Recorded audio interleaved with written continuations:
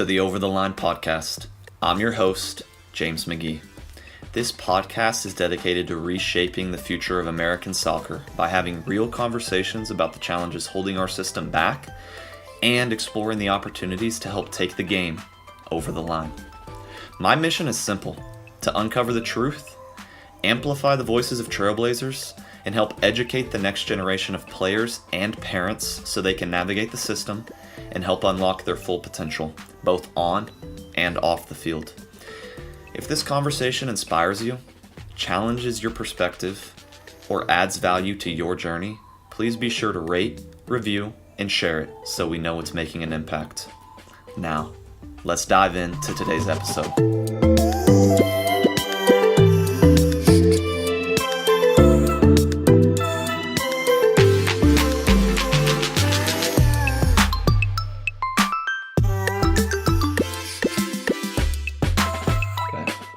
From college soccer to the professional ranks, Big Kurtz and Aiden Bowers have taken the road less traveled, grinding through different leagues, countries, and systems to carve out their own paths in the game.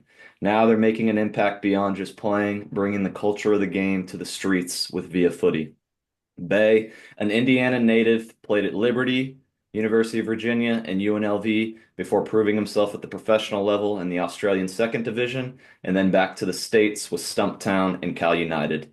Aiden, straight out of San Diego, took his game from San Francisco State to Denmark's Second Division, and then back to the U.S. with Cal United, Chattanooga FC, LA Force, a true NISA legend, and now he's on trial with Orange County SC, looking to make his next move.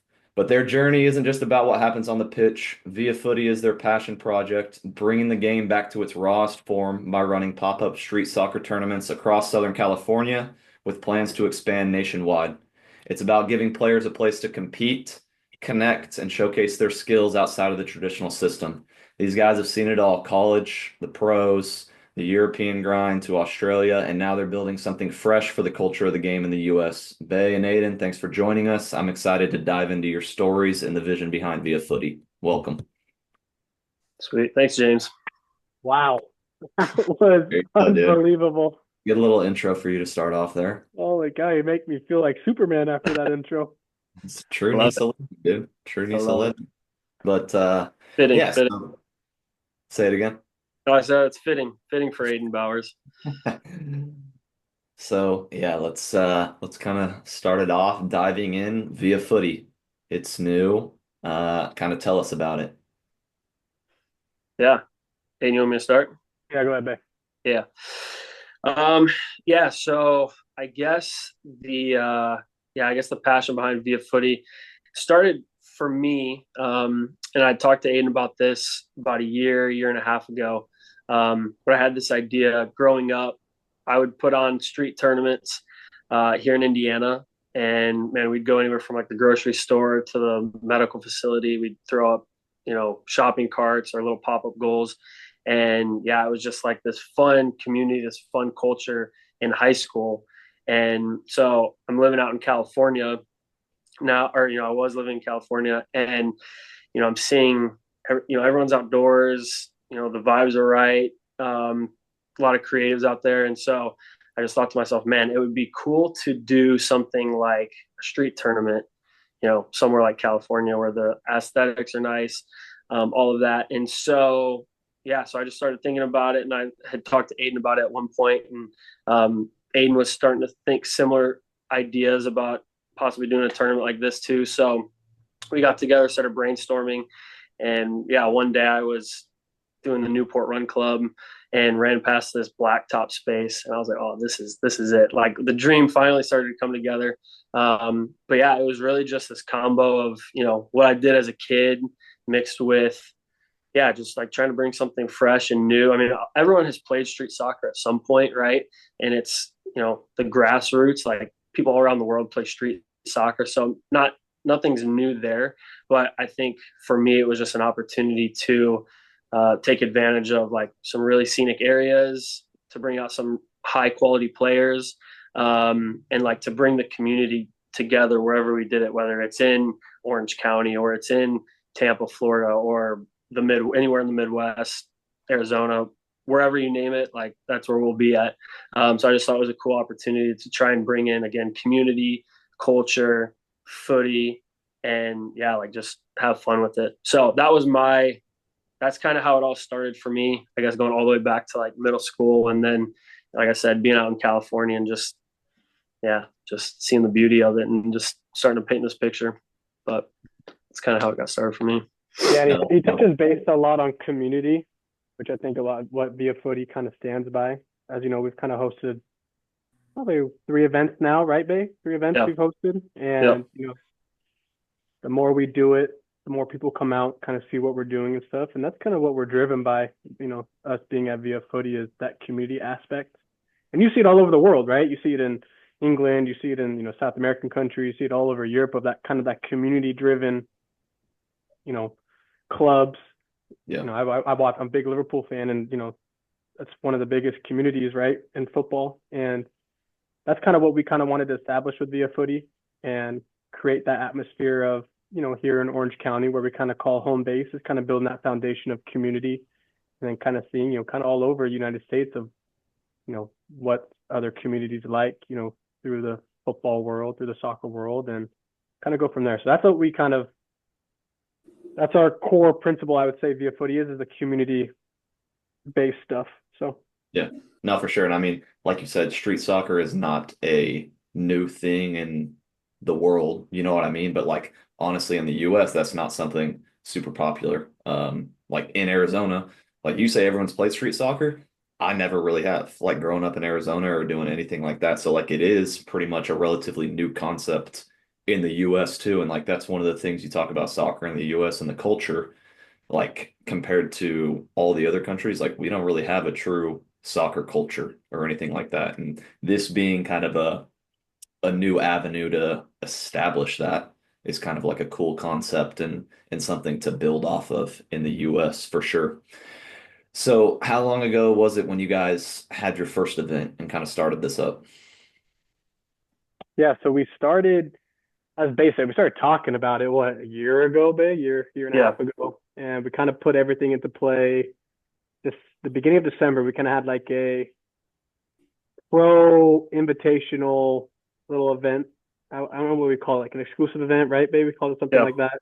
Yeah. And we invited all guys from that play NISA, USL, to guys that played lower leagues that just kind of like that have played all over SoCal. That's kind of close in Orange County, and we kind of hosted a little tournament. And to be honest, that was kind of our test dummy. Would Yeah. you say? Like there's a Yeah. lot that got put into it. We kind of want to see like we have different goals that we wanted to kind of test out. We want to see how big the field can be.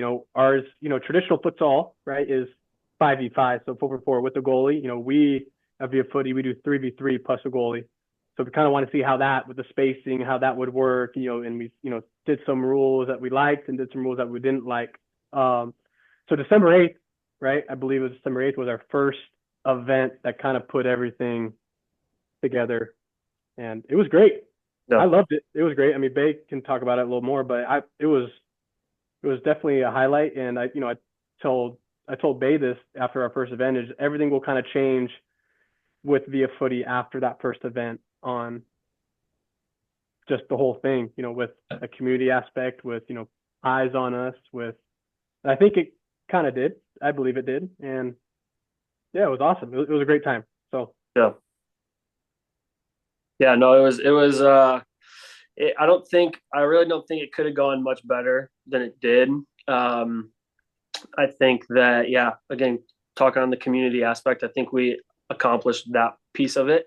And I think it gave us the opportunity to see like what this could really be. We had some fun little elements, I guess, to that first pro exclusive event that we did. And then the next few that we did were more of like pickup events. So we're just kind of open to anybody to come out. And we could talk about that more later, but we have a little bit of a structure or a layout of how we're hoping to tackle future events. But yeah, no, so Aiden covered all of it. But yeah, I started about a year and a half ago. And then, yeah, first one was just this past December. So we're getting into we got our fourth one coming up. right, Aiden? Yep. Yeah, Yeah. fourth one coming up, and then another big tournament coming up in April that we're starting to piece together. So Awesome. Awesome. Yeah, no, it's cool. It's kind of like, and I know I've had some discussions here and there with Aiden about different variety of things, and I've seen kind of him talking with me about, where you guys are at with this along the way, but it's cool to see like the culmination of that year and a half of talking, then trying to put it into works, and it finally comes together for that first event. And then it's like, boom, you kind of hit the ground running from there. It's like you had the event, now just capitalizing on the momentum that you create off that and trying to, use, like I said, that momentum, building the name brand, all that kind of stuff. So that's cool. So you said that was December 8th, the first one. Now you're about to have your fourth one. So how have things changed since that first one? How have things been going up to now? Aiden, you want to talk on it first? There you go. Yeah, no, I think we definitely hit the ground running. I think, like, you're talking about momentum. The momentum is there. And yeah, it's almost like, okay, like we're in this, and we knew that it had potential. And then once we started hearing people talk about it, and then, we're discussing with players as they're showing up, man, this is like so cool, man. Like this needs to happen more, we can't wait for the next one. So the momentum is good, and we're excited about that. But yeah, I think for us, we want to try and figure out the best way to give, like, to keep the momentum going. I don't think we want to oversaturate it. We want to have kind of events lined up, so that people can look forward to that. But yeah, I think it's kind of it's a day by day. We're figuring out, even down to, like, let's say on our pickup days, the structure of that, like how long do we want to play? How many players do we want out at those events, so that players are getting the most of their time while they're there? Because yeah, people are taking time out of their day to come play, and it's a fun thing. But like, we also want players to get something out of it, and get a lot of games in. So figuring out some of those small details. I think that, yeah, I think the next big milestone will be when we have our youth tournament, which we're planning in April. I think that will talk about momentum. Like, we might be like on a nice jog right now. We're going to be hitting like, 100-meter sprint, like, Yeah. full speed, once that hits. And so I think between now and April, it's just making sure we have just kind of all of our systems and all the components in place, so we can really, like, capitalize on the momentum. Yeah. Just with Faye touching on the youth part, that definitely will, like you said, change kind of landscape of ViaFooty, because right now we're just doing kind of adult little pickup stuff, events, very, I'd say, casual. But with the ViaFooty tournament, our first one's going to be in San Diego with the youth. It will definitely shake up, youth soccer, because we feel, I mean, I don't know if you guys know, but I don't think there's, an event that does street soccer, tournaments like we're going to be doing. And it's exciting. Yeah, it's awesome. There's really nothing like that. And we're kind of excited to see how that one turns out with the first event down in San Diego. And like they said, we might be in a jog right now, but we're going to be looking like Usain Bolt probably after that event. So Yeah. I'm cruising. Yeah, and I'll say too, the other thing, and it's been cool because where we've done our last 3 events in Newport, there's a lot of people walking by and people coming up and checking it out, and parents with kids and whatnot. And we've had some coaches that have walked that are in the youth space, and they're like, man, like, even some English guys and South American guys, and coming up and like, man, this is awesome. More kids need to be doing this. Like, we need to figure out how to incorporate it more with the kids.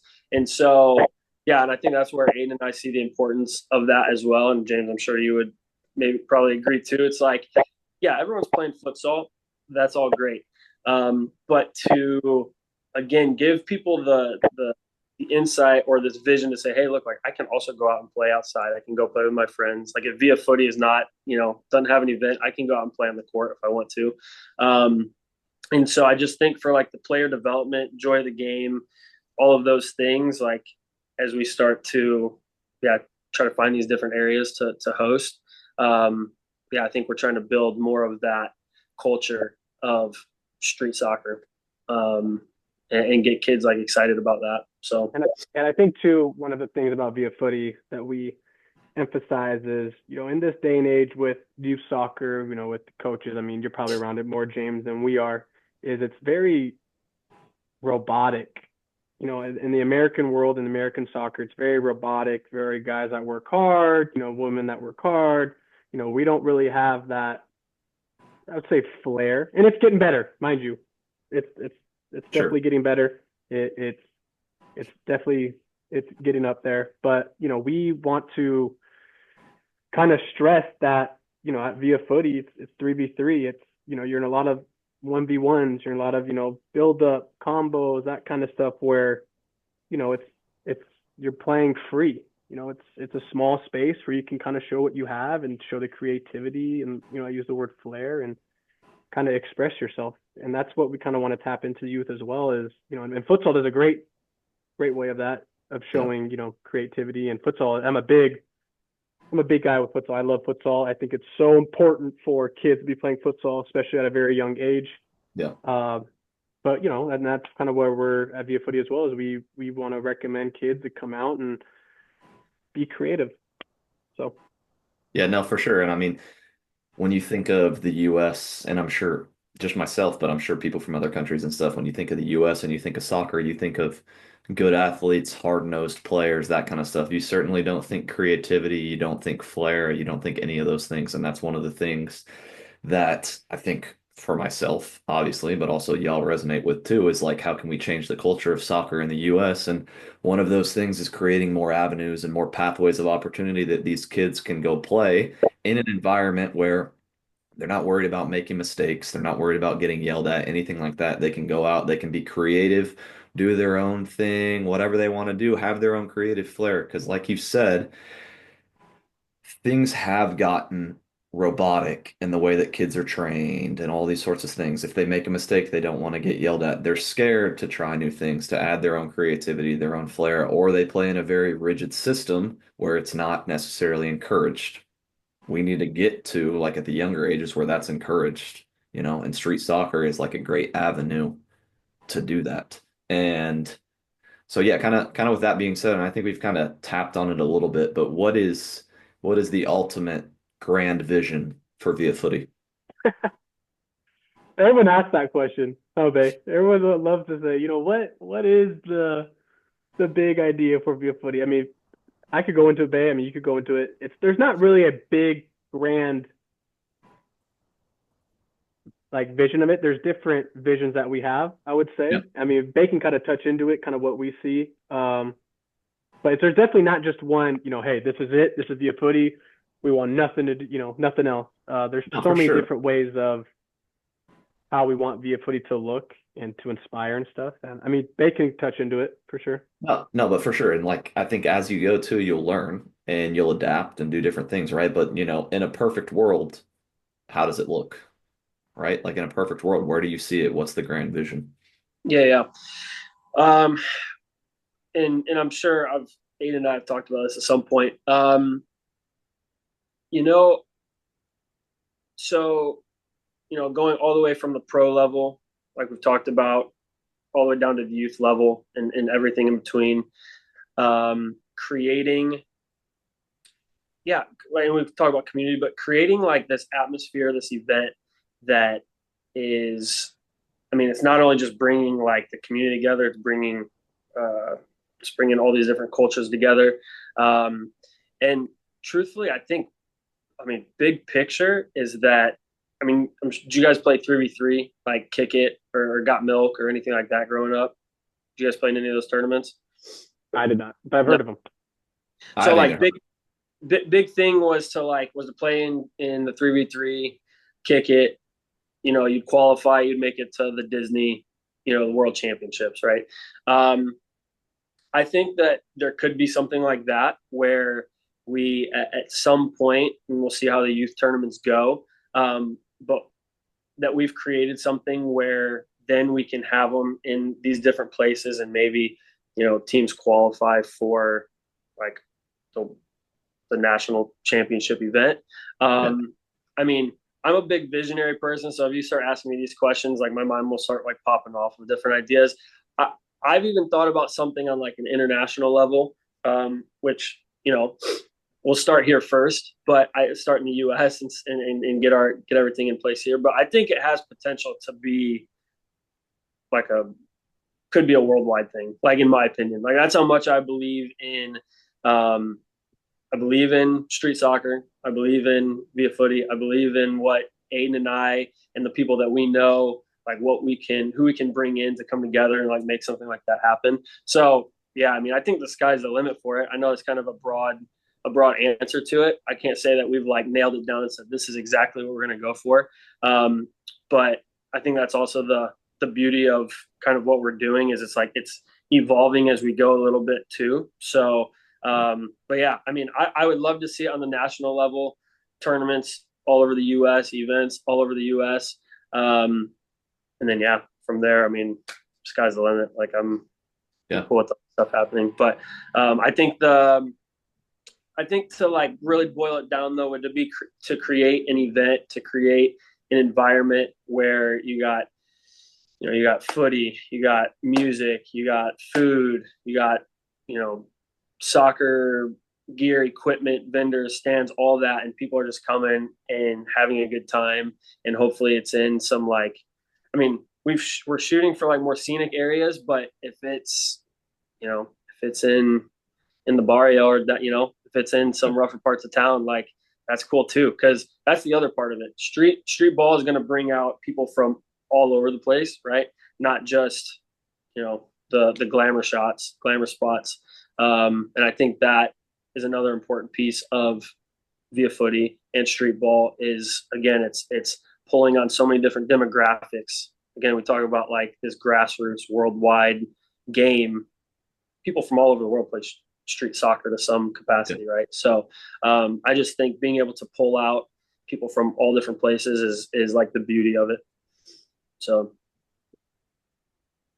Hayden, anything else or no? Yeah, no, I mean, yeah, no, I think that's great. And kind of like the stuff that we've talked about too. And like I said, we already kind of alluded to it too, but I think like ultimately, like, we can talk about the specifics of a grand vision or whatever that may be, but like what I'm hearing you say is ultimately you guys are just trying to shake up the culture of soccer in the US, right? And create a better culture that creates more opportunities for kids, families, everyone, communities, especially to go out and get involved in the game, showcase their creativity, showcase their flair, all of that. Y'all are just kind of trying to shake up the culture. That's kind of yeah. what I'm hearing you say.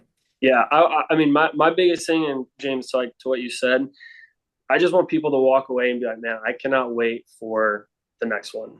Like, Yeah. I want it to be, I want the street ball, the footy experience to be so enjoyable that like people are itching for the next one to come back. Yeah, for sure. For sure. So, kind of changing roads a little bit. We talked all about via footy so far, and we talk about a little bit of shifting the culture in the US and that sort of thing.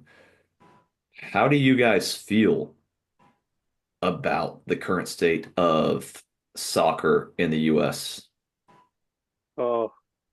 It's a pretty open-ended question. Take it wherever you want. But yeah, obviously, there's some things you want to change, otherwise you wouldn't be doing this, right? So yeah, how do you feel about it?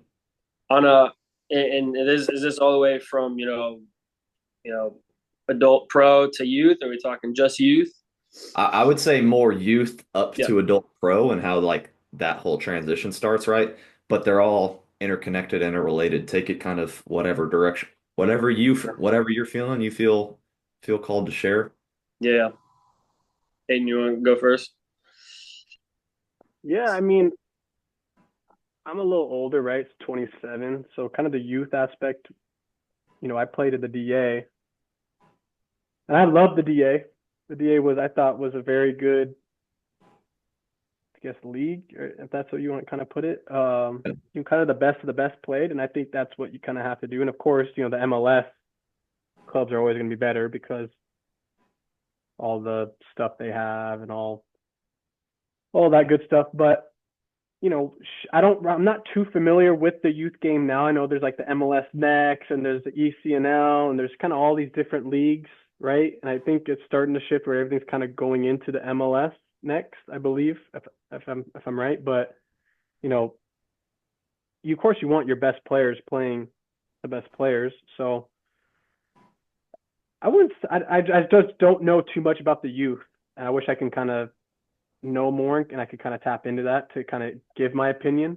I definitely do think it's getting better. Like stuff like you're doing, James, with your McGee Soccer Academy. And I mean, for me, like I never did one-on-one sessions until I was probably 20, kind of in college. That's when I kind of like realized like, holy cow, like one-on-one sessions are very important. Of course, the team aspect is very important, but the one-on-one sessions, I think, are great for the youth because you're getting the repetition. You're getting into different scenarios that, you wouldn't maybe get into a team, when you're doing team training. So I think it's very important for the one-on-one sessions and the small group sessions, and I think that's awesome. Again, futsal, I'm a big believer in futsal. If we're going into a college and pro aspect, I mean, there's a lot of opinions I have on it, especially being in the lower league. Everything. I want to hear everything. Obviously, I'm a little bit more in the youth space right now, so I can give my opinions and all that kind of stuff on the youth space and stuff. But I also, I lived in the professional space and stuff, and that it's all interconnected, right? You're living in the professional space right now, and you've grinded through some of the lowest levels in the US and kind of seen what it's like in other countries, what it's like here. So yeah, give your thoughts kind of on the professional landscape as well. Go back. No, I was gonna say, before we go into that, do you want me to touch on some youth, or Touching youth. I'll touch on youth real quick because so part of the reason why I actually just moved back to Indiana to do, James, basically what you're doing as well, but there's a need here for sure for just elite level training and mentoring. And I mean, my biggest problem, and I just had a conversation with a parent last night, and like kind of observing some things after only being here for like a day. But this is what I've seen kind of across the board, is that soccer in the US has become, like youth soccer has become a business for the wrong reasons.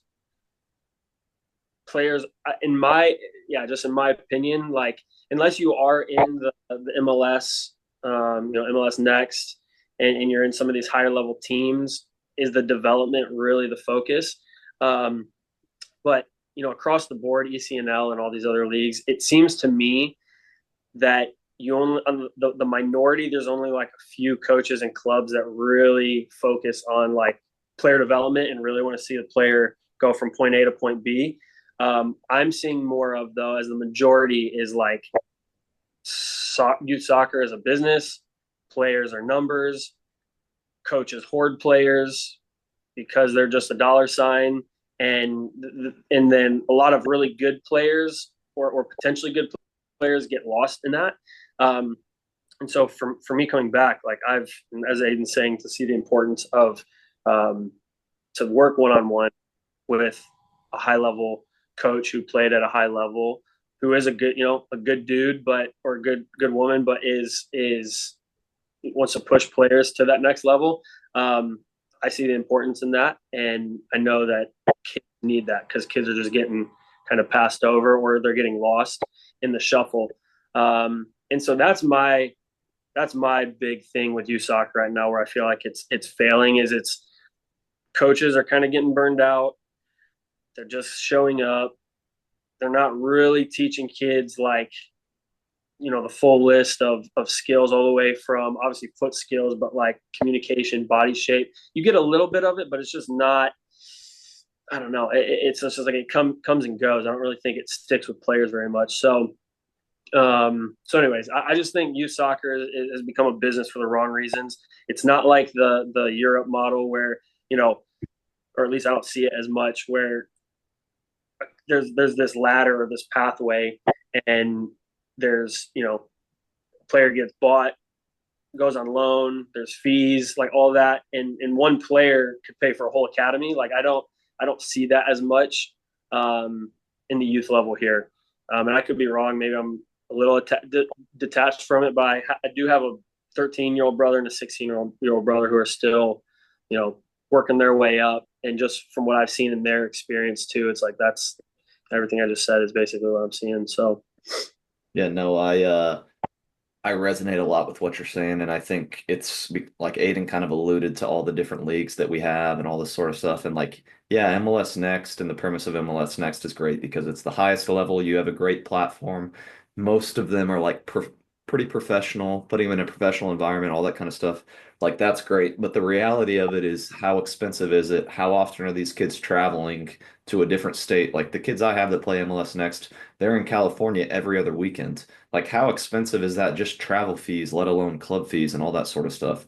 And then, more to your point of like the business aspect of it, right? In the European culture or in the European system, their primary goal is to develop players for the professional level. They're right. trying to develop players. Now, you can say they're doing that because that's their business side of things, because that's how ultimately they're going to make money. And I would Mhm. say that is the business side of it in Europe. In the US, it's not like that, right? You have all these different youth clubs that are mostly not affiliated to MLS or USL teams, right? So they can develop these players all they want, but they're never going to get anything out of it for the most part, right? These kids go sign and play in college, whatever. They're not getting a transfer fee. They're not getting anything with that. So like if you get down to the root of it, that's ultimately a major issue, right? How do these clubs make money? Well, they make money by bringing more players in, Right. through club fees, all that sort of stuff, by having seven different teams in one age division so that they're making a lot of money through that, right? So they're almost forced to do that because that's what they have to do to make money. Like that's just unfortunately how the business is right now. But to what you're saying too is ultimately, I think, in my opinion, these clubs can still do right by the kids by placing individual development at the forefront.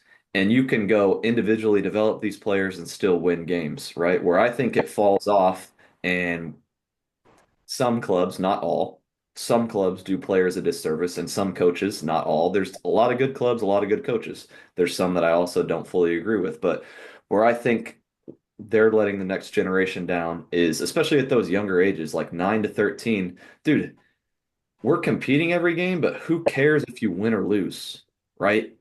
You shouldn't be sacrificing individual development for a result as a 10-year-old, an 11-year-old. Like you should be preparing that player for when they get to high school, they get to the higher levels, that they're the best player possible and that they can go on from that. But you get a lot of these clubs because of the business aspect of it, they want these teams to be winning every game when they're younger so that they can bring more people in and be the best club and all those sorts of things. And so I think we just almost have it like backwards in a sense, and it starts from like those youngest ages. And Yeah. yeah, that's like I said, that's why I'm doing what I'm doing and why I'm passionate about it because I like everything that I do about in training is I'm focused on the individual development of players. Whether it's a group session or a camp with 20 kids, it doesn't matter. We're trying to individually develop these players. And ultimately, at the club game, at the youth level, it's a zero-sum game, right?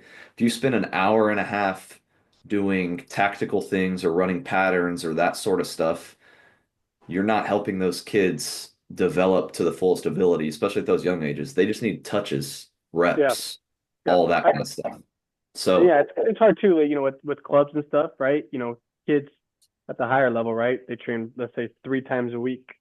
But, the coach, like you said, is doing tactical team stuff where, the one-on-one stuff, the individual stuff kind of goes over their head.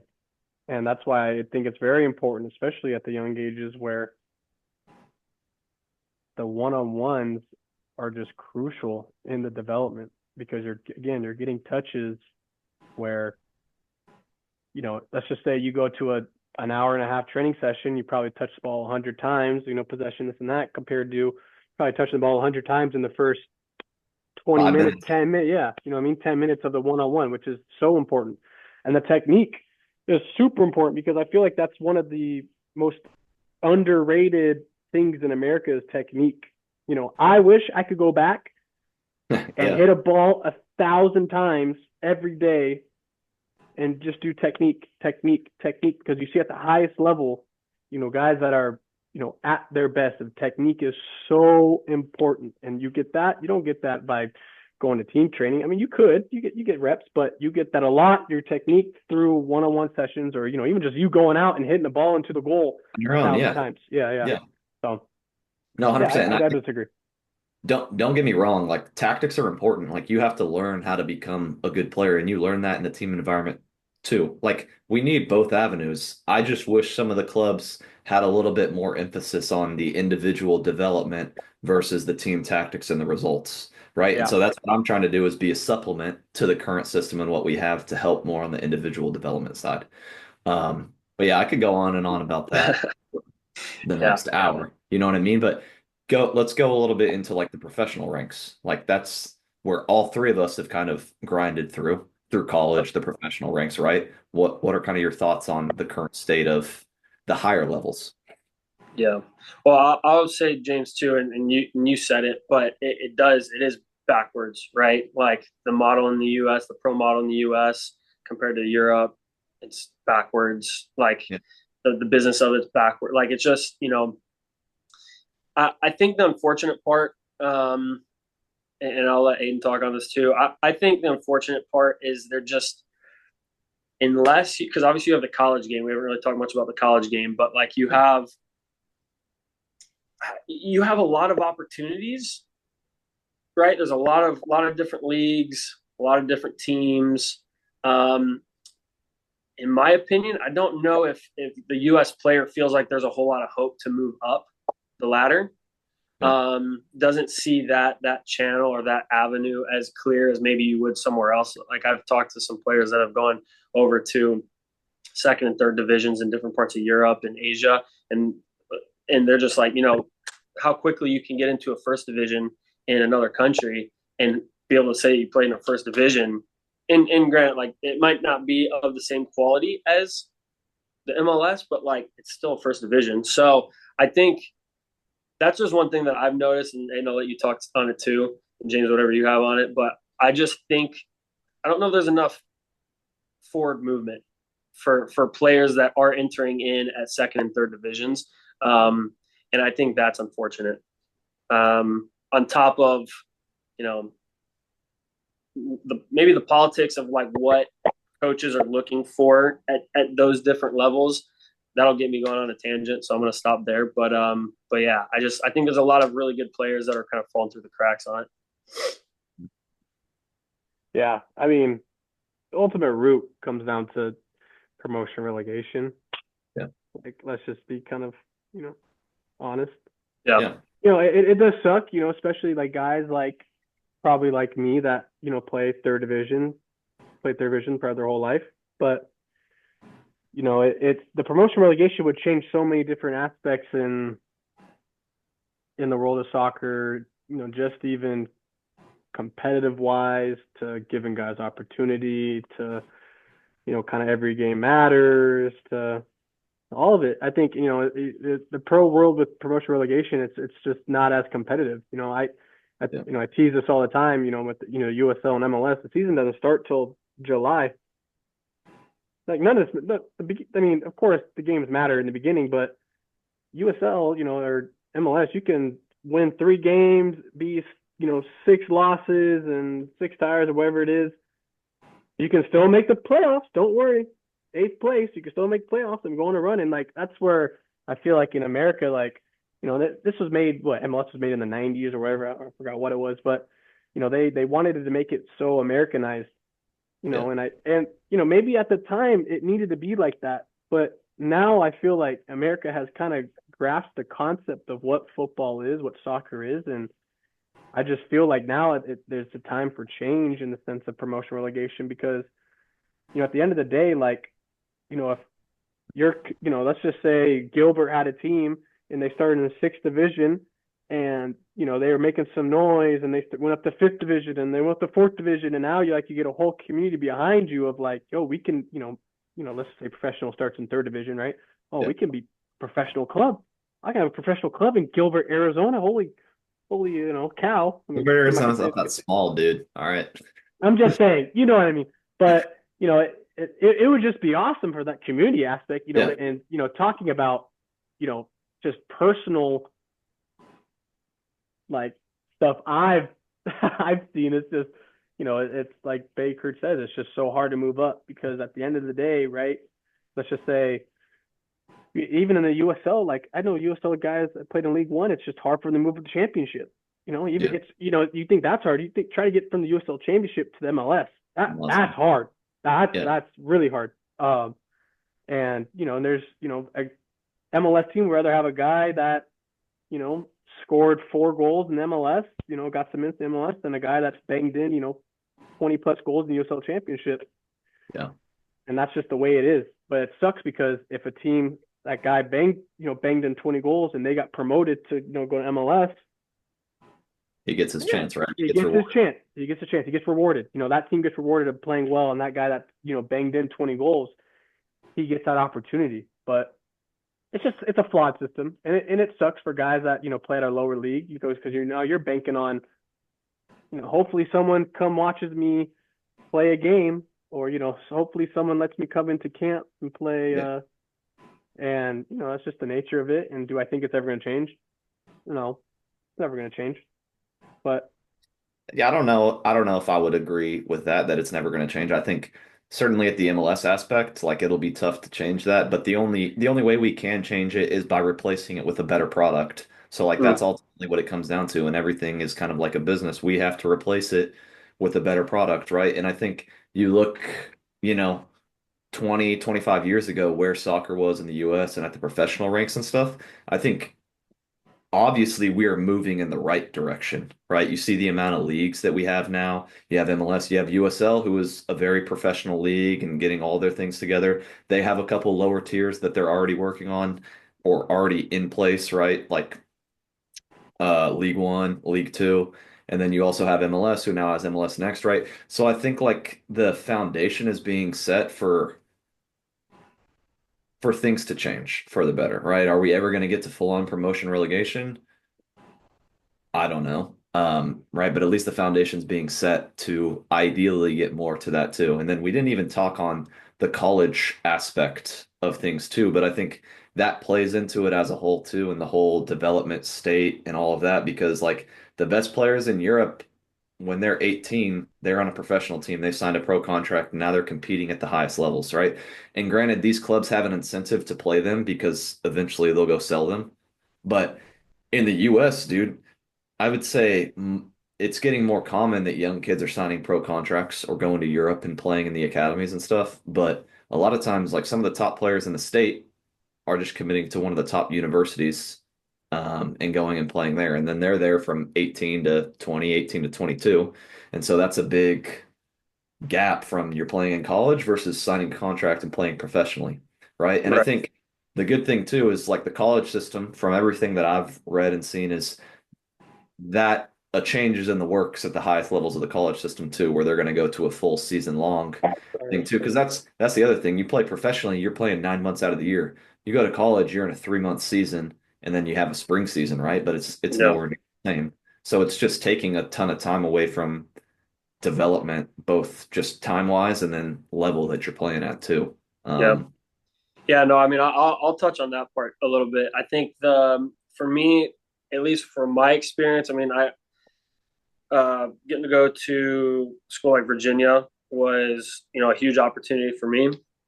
And, yeah, like a lot of really good players going through a program like Virginia. And there's some good players at Liberty and some good players at UNLV, but Virginia, being top five, winning the national championship in 2014, a lot of good players going through there.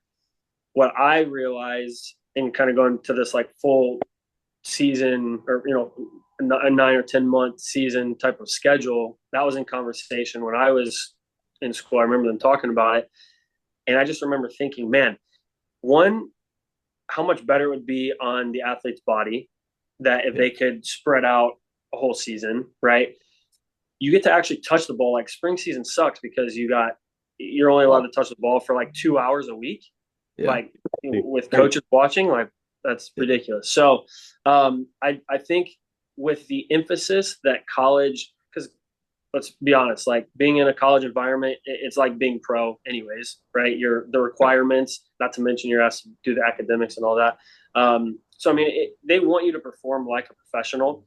And I would say a lot of schools have the resources necessary for that, but I feel like for the development, touches on the ball, the health of the athlete's body, like opening it up to a longer season would 100% make sense. And but then the next part of that conversation is, and we could probably go down a bunch of different rabbit holes, is okay, well, what if a player at the end of this season, feels like they're ready to move on to the professional level? Like, is there going to be how much resistance is going to be met by a college, that has paid for this player scholarship and whatnot?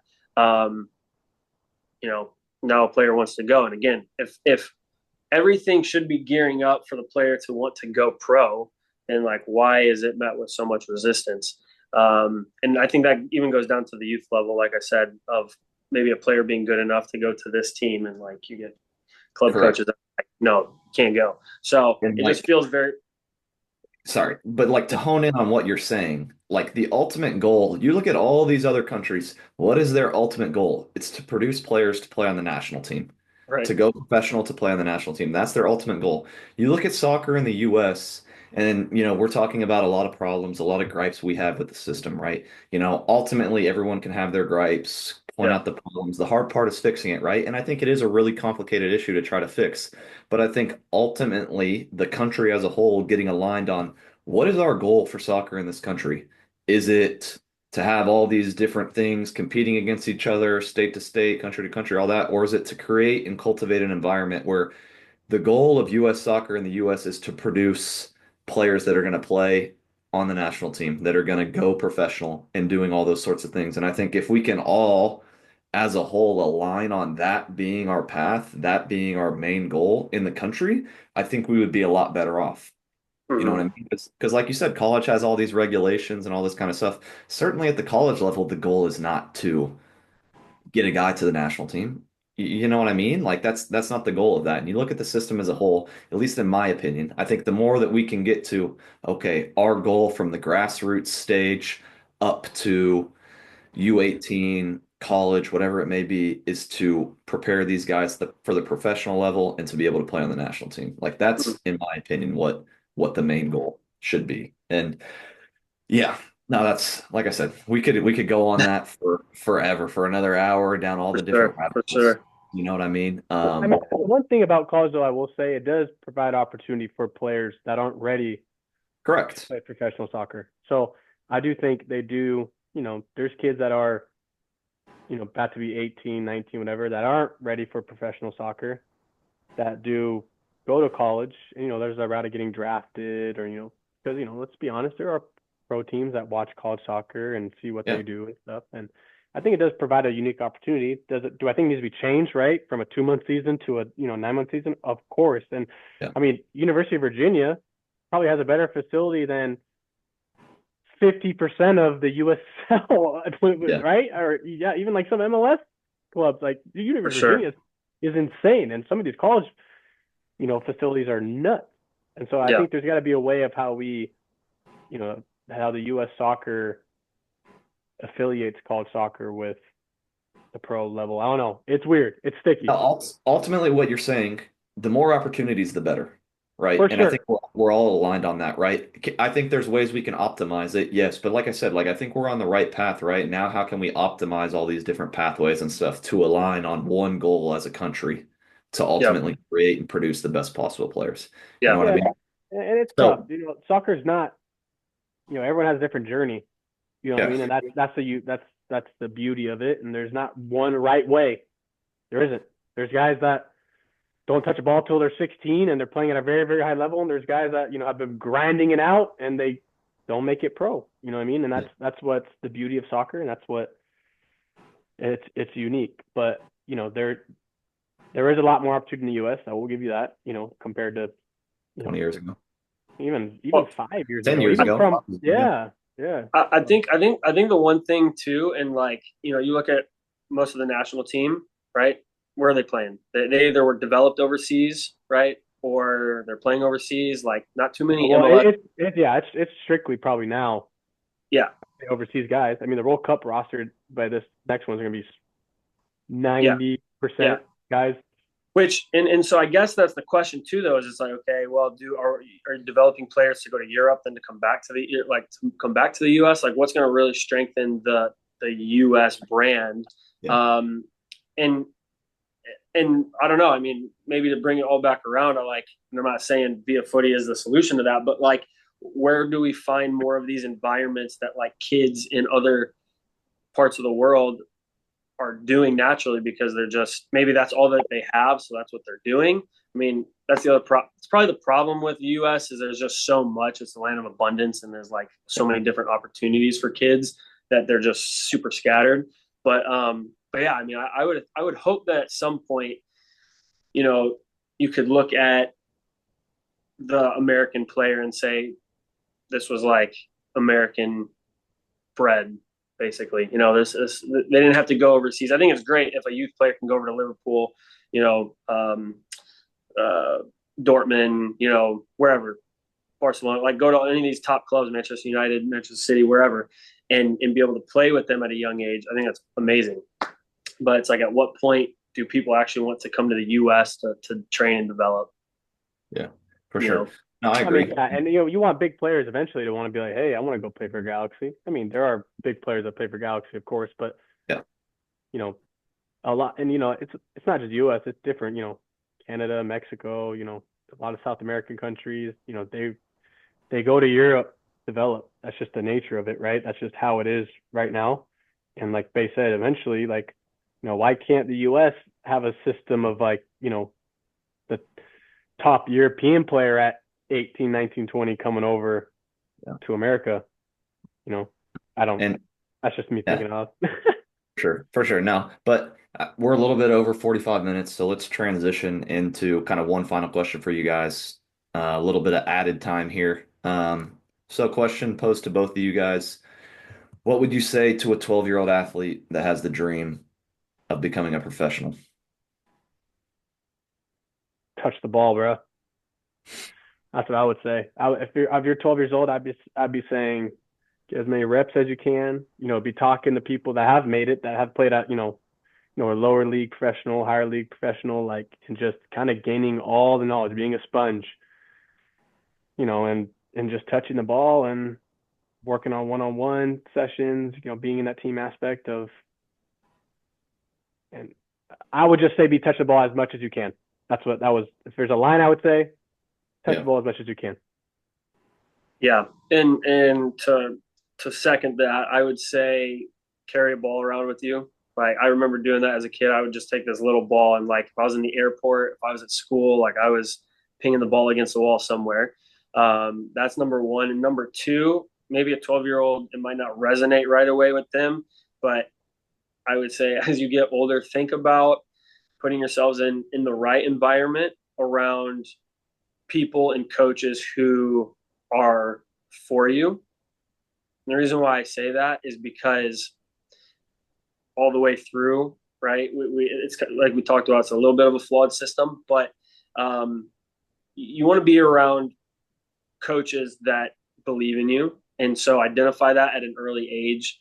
Of course, any environment you go in, you're going to have to put in the work, and you're going to have to, but I guess identify the areas where people believe in you, and that's going to take you a lot further, I think. And then have that vision for you moving forward. Yeah. No, I totally agree. I think, like both of you guys said, it's all about touching the ball as much as you can, putting in that daily deposit every single day, right? Yep. Eventually, you want to go play pro, you're going to see that return on it if you're Yep. putting in enough of a daily deposit every single day. You want to see that return on investment when you're older, make a bigger deposit every single day when you're out there playing. You know what I Yeah. mean? So, I'll make one more point. I know we're a yeah, little bit over, but yeah, to that point, I mean, to learn discipline at an early age, right? To learn how to take care of your body at an early age, from nutrition all the way down to just getting out and stretching and the dynamics of it, right? I've seen some players at like 12 years old be super locked into that, and you see them, progress on. But I think those disciplines at a young age are super important. So, Yeah, just kind of cherry on top of all that. definitely is. It's as much the developing on the physical side as it is the mental side, kind of like you said. But yeah, no, so we'll close it out there. Thank you guys for jumping on this, for joining, giving your thoughts, talking a little bit about Via Footy. Is there anything you guys want to close out with? Anything you want to plug for Via Footy? Where can people find you at? Follow us on Instagram at ViaFooty. At Via That's all I Footy. gotta say. Yeah, no, at Via Footy. And yeah, I think with the World Cup coming up in 2026, I mean, I think that's really what we're gearing up for, is to just create this community and this culture getting ready for the World Cup, because that's going to be, I think that's going to change a lot of things in the U.S. as well. So, yeah, whatever we can do to keep building that. Awesome. Thanks, guys. James, appreciate it, man. Thank you. You're the man. Follow McGee Soccer Academy. That's what I gotta say. There you go. That's a wrap for this episode of the Over the Line podcast, hosted by James McGee. The conversation doesn't stop here. If we want to push U.S. soccer forward, we need to keep asking the tough questions, challenging the system, and finding real solutions. Together, we can educate the next generation of players and parents, helping them navigate the system and unlock their full potential on and off the field. But if we're serious about creating more pathways of opportunity for our players, it's going to take more than just me. It's going to take all of us. What do I mean by that? If this episode brought you value, take your commitment over the line by subscribing, leaving a review, and, if you feel inspired, helping send this message not just over the line, but straight into the top corner by sharing this podcast with someone who's just as passionate about changing the game. The only way we build real change is together. Thanks for tuning in. Until next time, keep pushing, keep improving, and let's take the game over the line.